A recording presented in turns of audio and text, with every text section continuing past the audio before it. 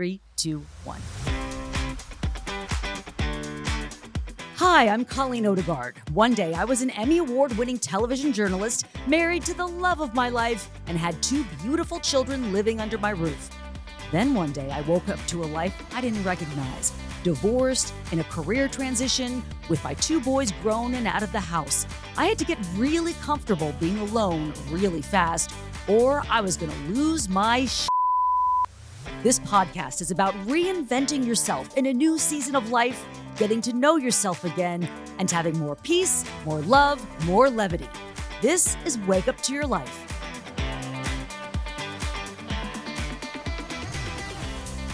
Hey there, it's Colleen. So glad that you're here. Thank you so much for listening to Wake Up to Your Life. Okay, let's talk about your busy monkey mind. You're living in the past. You're obsessively worrying about the future. You're feeling anxious. Your mind is ruminating and you're contemplating, thinking all these thinky thoughts. Meditation and mindfulness can help. And before you tune me out and think, oh no, boring, let me tell you that doing a meditation practice over the last several years has really helped me to emotionally regulate, strengthening my relationships with everybody around me, and helps me to feel more equanimous even in difficult situations. So if meditation sounds boring to you or too woo-woo, you're going to love my guest today. Rachel Walt is a meditation teacher, Reiki Master, and human design expert. She brings a fun and practical approach to mindfulness and meditation. Enjoy my conversation with Rachel Walt. Well, first off, let me welcome you, Rachel Walt, meditation teacher, energy healer. It is so great to see you. Thank you for agreeing to be on the Wake Up to Your Life podcast. Oh my gosh, Colleen, I'm so just very grateful and humbled to be here. I look up to you so much. And I feel like this has been simmering for a while. I mean, we talked a few years ago at a conference about talking on a pod about self-compassion and kindness and things. And so I think mindfulness is a really good gateway drug to get there. Let's lead people into this gateway drug. That's what I really want to talk about. Yes. Living more mindfully. I want to talk about meditation. And Rachel, you know this. Listeners may not know this, but I have really attributed much of my healing from traumas in the past. I mean, going back to childhood and then with, my divorce to mindfulness and meditation. And I know a lot of people hear the word meditation and they say, oh my God, I'm too hyper. I have ADHD. I can't do it. My mind's all over the place. And to that, you say what? I say even more reason to meditate longer than you think you should even.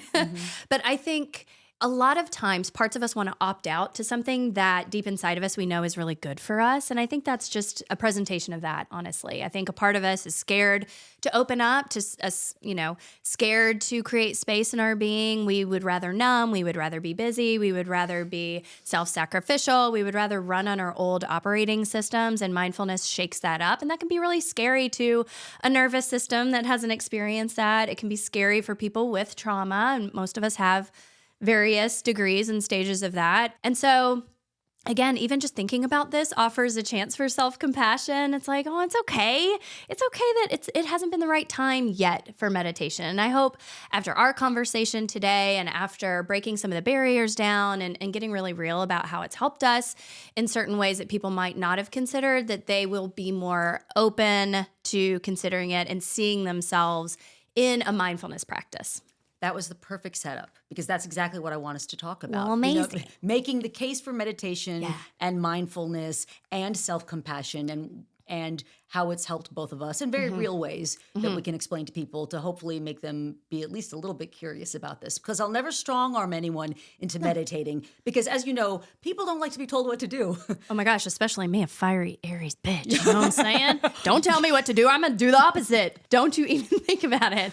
Right? So yeah, when people were telling me, oh, you really should meditate, or you read these blogs like, oh, meditation, blah, blah, blah. I'm just kind of like eye rolling, and I'm a meditation teacher.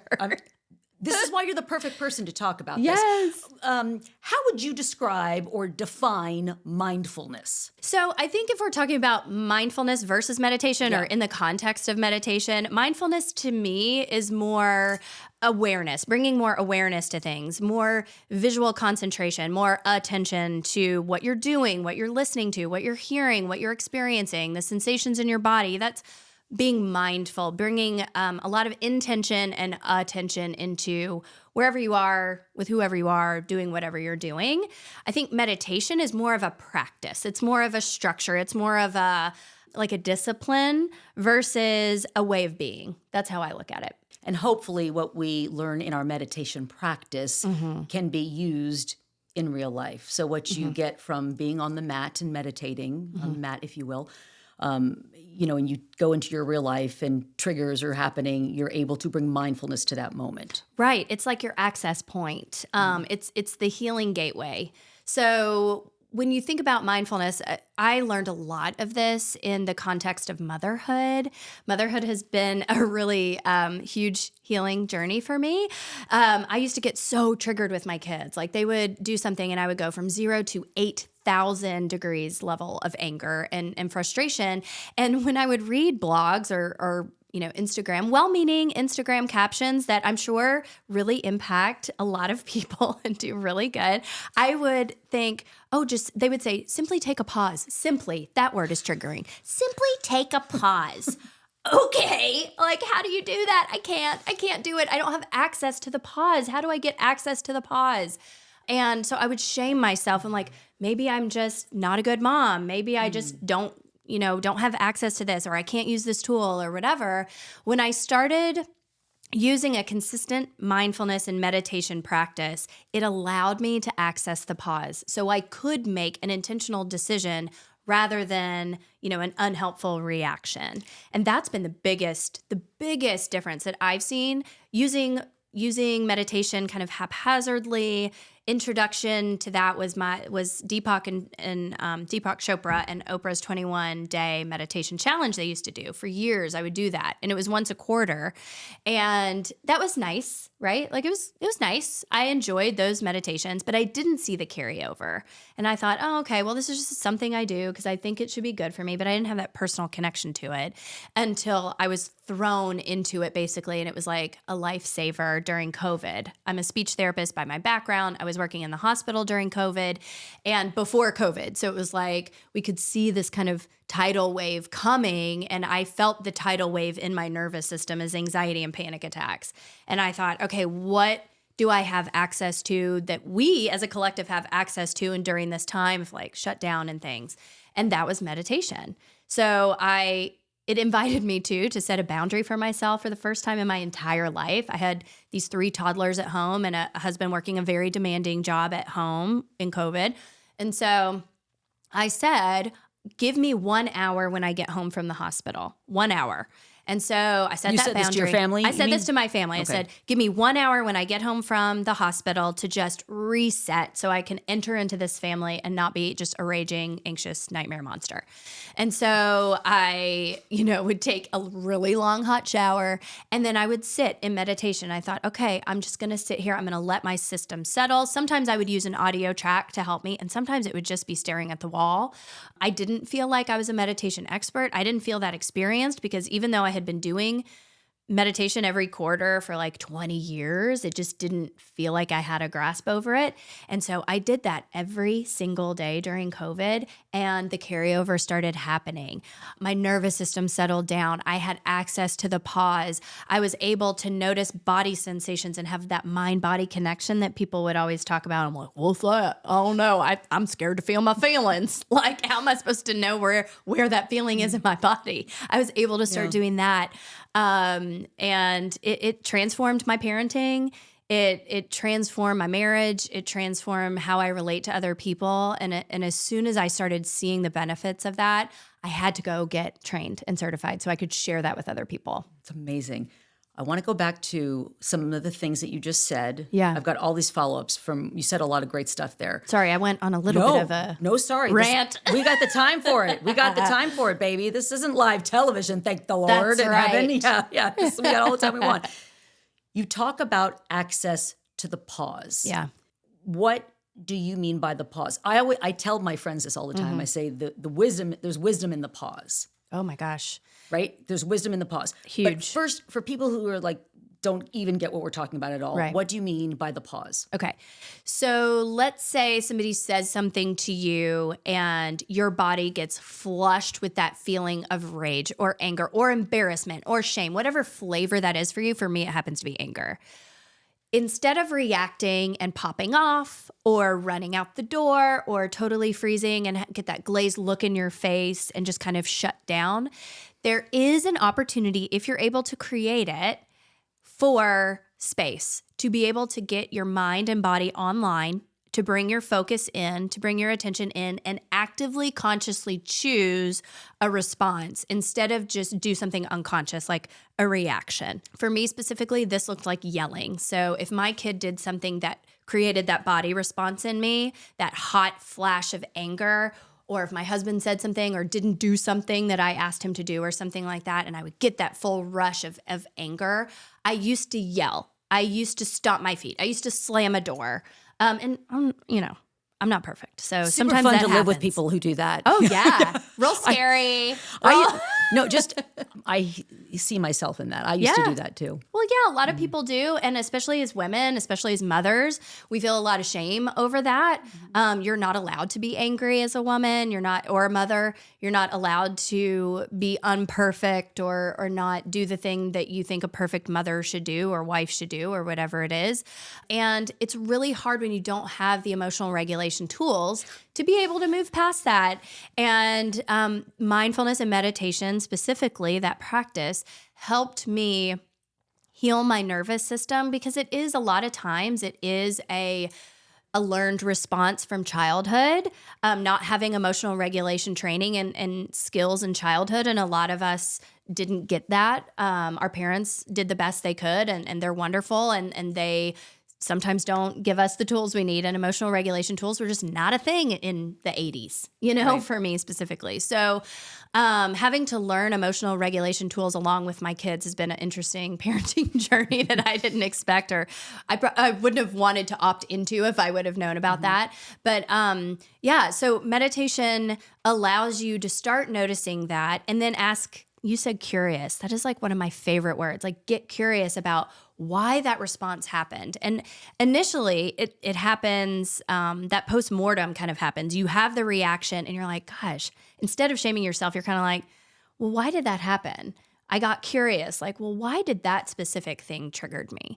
And then I would start thinking about that in the context of my meditation. And so then I would bring my triggers into my meditation, and then my mindfulness and growth and space and access to the pause, I would bring to my triggers. And it was kind of this beautiful synergy cycle of healing that I felt this kind of workshop space to be able to take it outside of me instead of owning it and having it, the triggered reaction or the anger response or whatever, be part of my identity. I got to like separate from it. And that space within yourself is so self-compassionate, because it's not who you are. It is a neurological response that's happening, and you can get curious about that. And that's the beauty of meditation, is it creates the space for curiosity and the pause to be able to think, okay, why did this happen? You can dig deeper. You can rewire your subconscious in meditation, which is what I'm doing mostly now. And then the triggers won't even happen. But when they do, you're like, oh, okay, I know what to do with this. I know how to handle this. Even if I do still react, which I do. I mean, I still have popped off at my kids meditating, almost every day for 10 years or whatever, 5 years. That happens. You still bring it back to the meditation container, and you're like, okay, let's talk about what part of me is really triggered here, and how can we work with this part? Rachel, can you give listeners an example of this in real life? For instance, maybe your 3 kids are not getting ready to go to school and you're running late, and you're now old Rachel might have like, I told you, 7 times to put on your shoes. We got to go. Yes. Right. And then the shame spiral that happens after that, because you're thinking, I'm a mean mom. I'm screaming at my kids all the time. I want more peace in our house. So in real life, if that's a real example, you can use a real one. That's or whatever. definitely a real example. So how can you explain to listeners what that instead now what can happen by being mindful, and explain what happens in the pause? Yes. Okay, like before and after. So before we had the blow up, I wasn't consciously thinking. It was an automatic response to my child's behavior. My body was on fire and I popped off. That's how the before feels. The after of consistent meditation practice. Like I'm not talking every single day, but consistent enough, whatever that means to you, consistent enough meaning to you. What that looks like now is the trigger is rarely there. So it could decrease the trigger to almost never. I will get triggered if they don't come on if some other stresses are going on. So like the stress load has to be heavier for me to even get triggered. That's one difference. Another difference is I have access to my conscious thoughts and control over them. So I am able to say, I'm able to notice the trigger pattern before it starts popping off. I'm like, okay, I see the circumstance here. It's 6:45. We need to leave in 5 minutes and no one is near ready. This, ding, this is a cue for a trigger. This is going to start making my stomach tense, my chest feel tight, my throat constrict, all that kind of stuff. So I started to notice what body responses happened. And then once you notice that, you can put your attention to that and manage your own body response. So sometimes I will remove myself from the room, and just removing myself from the room can help me kind of concentrate on how to deal with the rest of it. If I can't remove myself, sometimes I'll place a hand on my heart and I'll talk to myself in my mind like, it's okay, everything happens. You know, we don't have to be on time. I start coaching myself consciously. I start acknowledging and validating my feelings like, okay, this makes sense that you're stressed about this. You know, you have to be somewhere after you drop them off. It's not really about them not getting ready. You're more stressed about getting to where you're going. So there's just more consciousness to all the factors going on and more self-compassion and resourcing around taking a deep breath, removing myself, like knowing my own specific energy patterns, but also universal energy patterns is really helpful. And meditation was the doorway to get there. So I don't take my trigger out on my children as much. I can acknowledge it, validate it, do that mind-body connection, and then move with it or move through it. And as soon as you validate it, honestly, you see the trigger coming, you know consciously it's there, you can deep breathe, you can acknowledge it. A lot of times it settles down and you can just move on with your day. And meditation got me to that point. Yeah. We'll talk more about meditation in a minute, but for folks who are listening and think, I don't know about all this meditation stuff. I don't know if I want to do it, or I've tried to do it. It didn't work. Yeah. We'll get to you in a minute. But even just employing mindfulness, which you still can do without a regular meditation practice. Yeah. Right? Yes. Okay. So say more about that for a person who says they already know they're not going to meditate. They're not interested in it. But they find themselves yelling at their partner or their kids, or they get jacked up at work. They're all cranked out because they're, and they want to take it out on a coworker. What do you say to them? How can mindfulness, just the act of paying more attention, be helpful? I'm going to let you answer that, but I will say one thing too. I think, because you said you were doing this, paying attention to what's physically happening in your body. Yeah. The mind-body connection is huge in mindfulness. That's one way to pay attention, is to put your attention on what the body's doing, because the body is communicating to you. Yes. The body is saying, we're uncomfortable here, a boundary was crossed there, they didn't hear you here. Those basic needs of being seen and heard and validated and safe, that your body is screaming to tell you those things. And that's why your body feels the way. But you have to give it your attention, which is the mindfulness part. So even if you don't want to sit on a meditation pillow or, on a hill in the Himalayas, like you can bring more attention. Let's say that coworker is mouthing off at you and it's like the last straw. I would remove myself, go to the bathroom, splash some water on your face and acknowledge the body's response a little bit. And then start paying attention to, what do you hear? Then what do you see? What do you feel? I know, there's a lot of TikTok and Instagram algorithms out there telling you to do that grounding practice, but bringing your attention to your senses is so grounding. It brings you to the present moment. Anxiety does not live in the present moment a lot of times. Dread doesn't live in the moment. So it brings you into the present moment, and that can decrease a lot of stress. So even if you can just do that, remove yourself from the tricky situation if you can. reset your nervous system. If that's shaking, like shaking your hands, shaking practices are so common in other cultures and indigenous people. Shaking is huge. You see this in wild animals too. When they have a stressful event, they'll shake it off, literally shake it off. Okay, all you Swifties, like shake your hands. Sometimes I'll beat my palms. So I'll do a gentle hand, or I'll squeeze my fingers. Don't pull your fingers because that will hurt you. But if you squeeze, you can squeeze your fingers pretty tight and you're not going to hurt yourself. So the body has to come first with the mindfulness. And then you can kind of decrease, you can start noticing your thoughts. Then you can notice, what do you see? What do you hear? What do you taste? What do you touch? And it brings you into the present moment. If you can do that, you're well on your way. And that's where you can access the pause. That's where you can access the pause. And then you don't just automatically have the reaction of, oh my God, they're so incompetent. I can't believe they didn't finish this thing.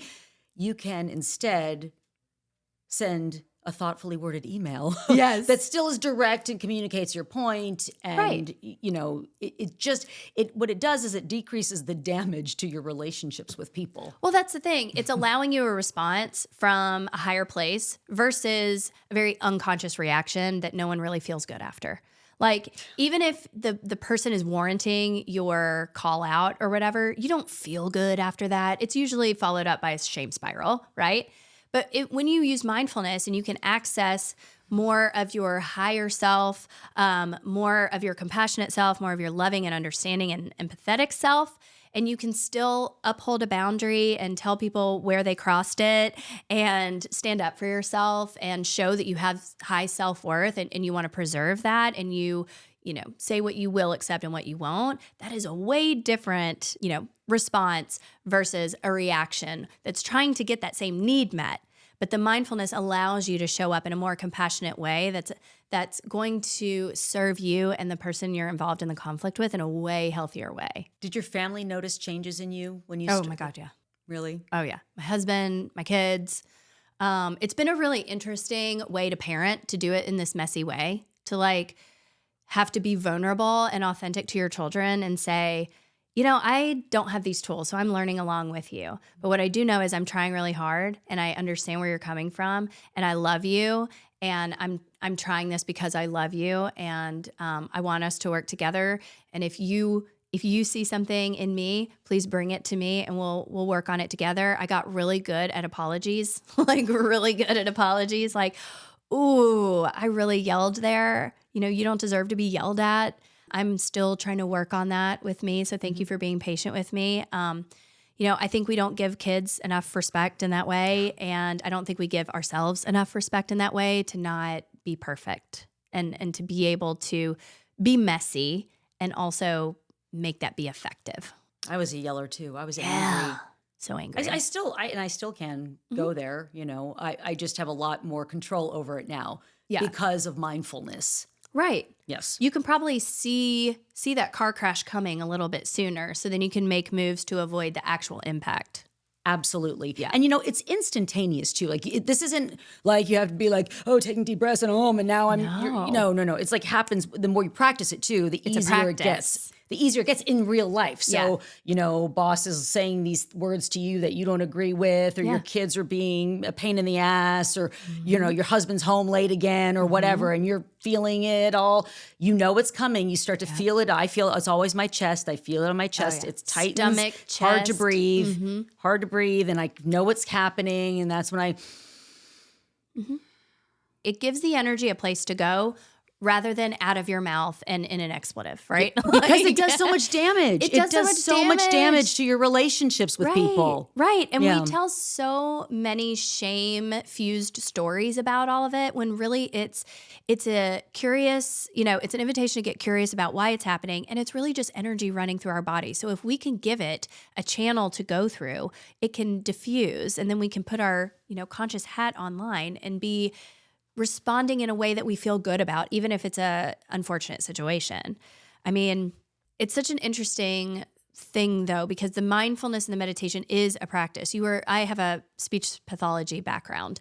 And so I learn a lot about neurodevelopment and how plastic our brains are and our neurology is. I mean, when you start a new skill, which meditation is a new skill for some of you, you have to do it over and over to create those neural patterns. So if you sit for meditation and you don't get the benefits, like that makes sense because you have to do it a certain amount of consistent time over and over in various different ways and circumstances to create those neural pathways to make it have the benefits for you, to fruit the benefits for you. So please be patient with yourself and this practice. It's just like starting any other new skill. You have to give it some space. You have to give it some time. You have to do that repetition. And the more you do it, and even if it's a freaking minute, if you can sit in your car for just a minute or 5 minutes before you go into work and just kind of reset, it does wonders for your day. It sets the trajectory for your day in a totally different direction than just being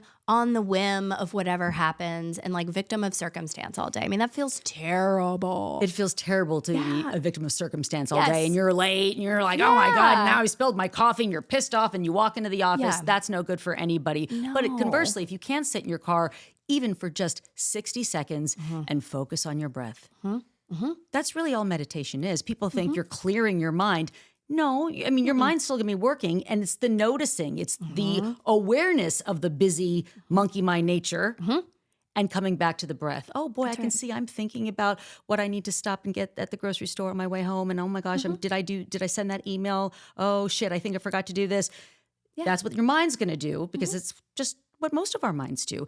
And you just gently come back to the breath. Yeah. You're reorganizing your thoughts.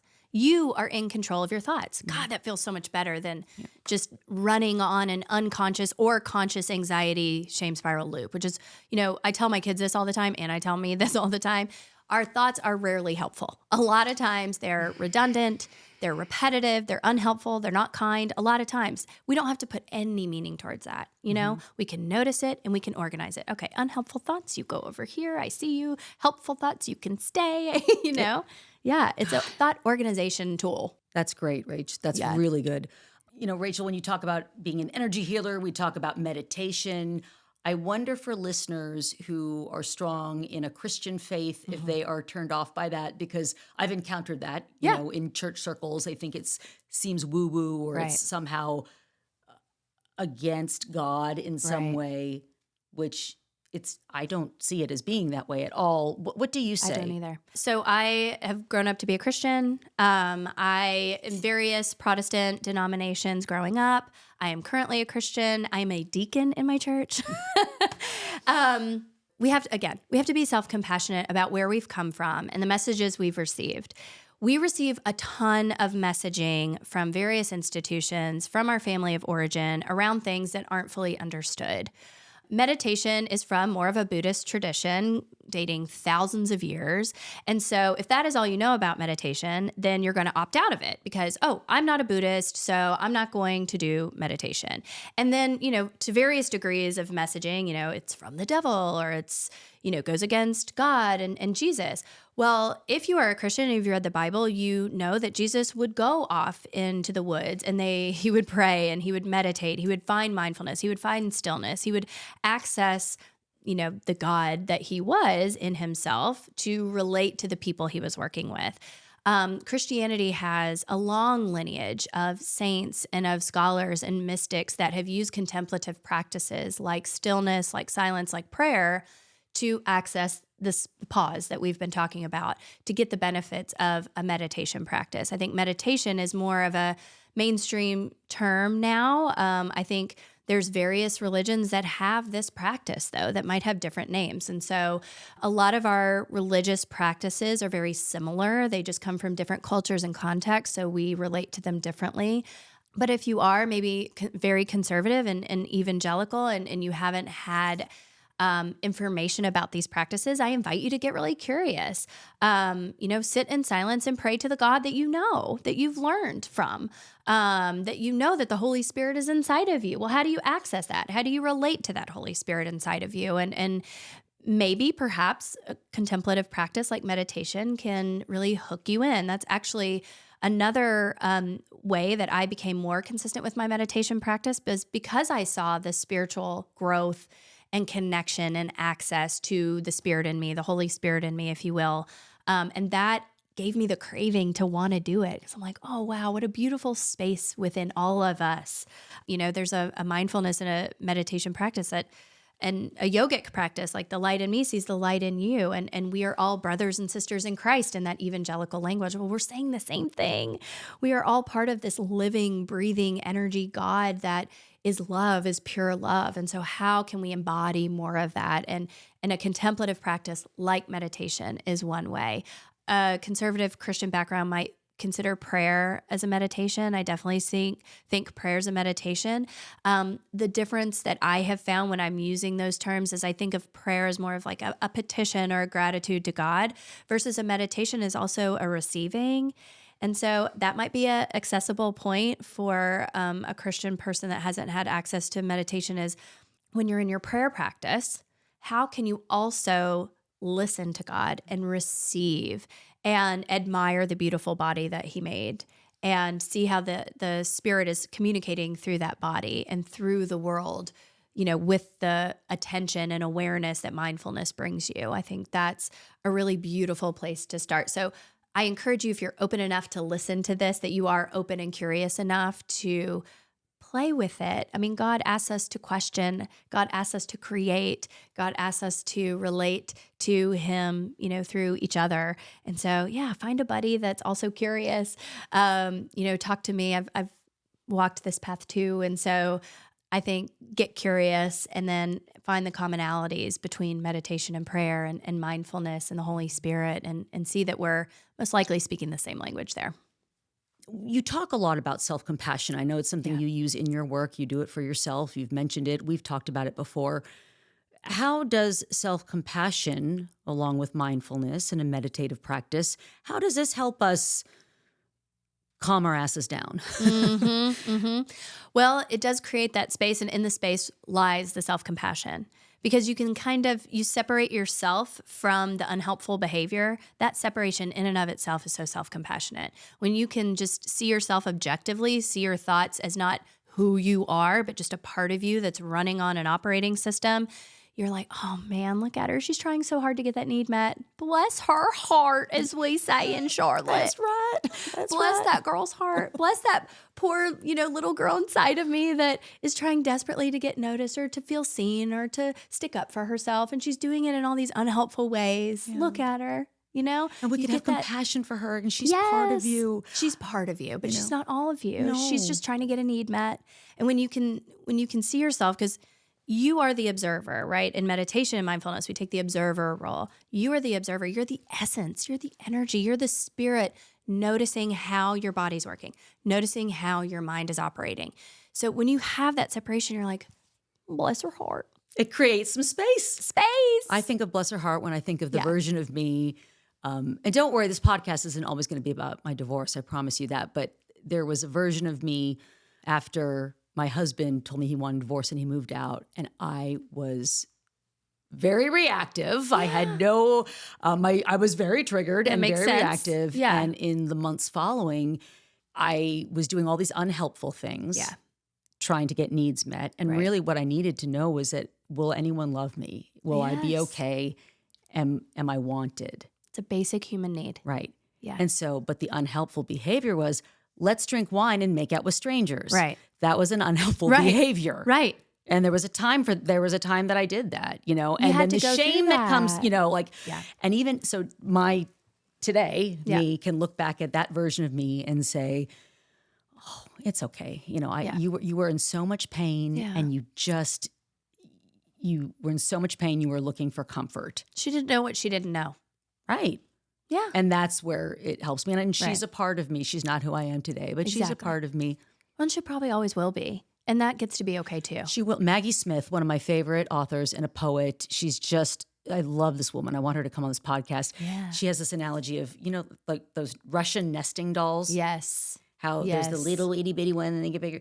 like that's all of our past selves, Yeah. like throughout our lives. There's Yeah. itty bitty Rachel and itty bitty Colleen, and who was scared and whatever trauma was going on in the house and whatever your growing up circumstances were. And all these versions, we got to love all those versions. Yeah. They just don't need to drive the bus. That's right. They don't need to drive the bus. They get to be in the car. They're not going to drive the bus. And meditation puts you in the driver's seat. So good. Yeah. Is there anything else you'd like to say that we haven't gotten to, or anything I haven't asked you that you'd like to touch on? We talked about self-compassion. I want you to be really easy with yourself. If you do have big T or little t traumas out there, it could feel a little stickier for you to start.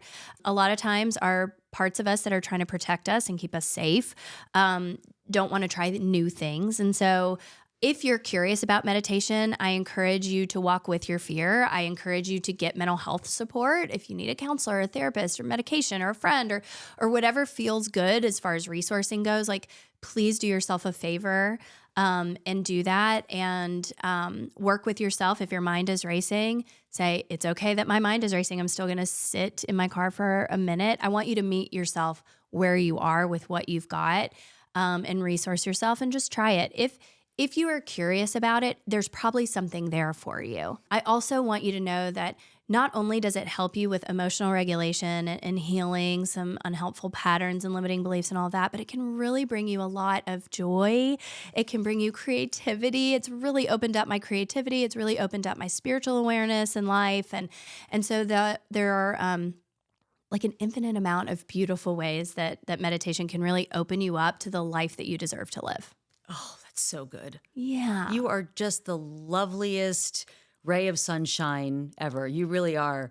Thanks, so when you Colleen. I'm not always like that. Well, I know. Clearly you have anger issues. That's why you meditate. Yeah. The angry meditation teacher here to talk to you. For more from the Angry Meditation Teacher, where can people follow you? Oh, well, especially if you like the trigger Reiki meditation. I also am a Reiki Master. You can go to my business. It's called Craftingood. So I use all these tools with groups, with organizations to change the world from the inside out, with one-on-one with clients, and then their organizations, and also the collective change that this world needs. So that's craftingood.com. I'm on Instagram and Facebook-ish, more likely Instagram at We Are Crafting Good. And DM me, email me, hop on, my website and tool around. And if you got questions, please reach out. And you can help people anywhere in the country, right? Anywhere in the country, world, thanks to Zoom, okay. thanks to COVID, right? Mm-hmm. Thanks to Zoom, I can work with anybody. I do group Reiki meditations for conferences and things like that too. So no matter where you are, what you're wrestling with, I'd be very, very honored to be on the journey with you and walk the path with you. So awesome. Yeah. Thank you so much, Rachel. Thank Appreciate you. it. I'm so honored to be here. Thank you, Colleen. Thank you so much for listening to the Wake Up to Your Life podcast. I love connecting with you, so reach out to me on Instagram at Colleen_Odegaard. My podcast is also on YouTube now, so you can leave a comment on the podcast episode and tell me what resonated with you. You can subscribe to my channel at the link in our show notes. Thanks again, and I'll see you in the next episode.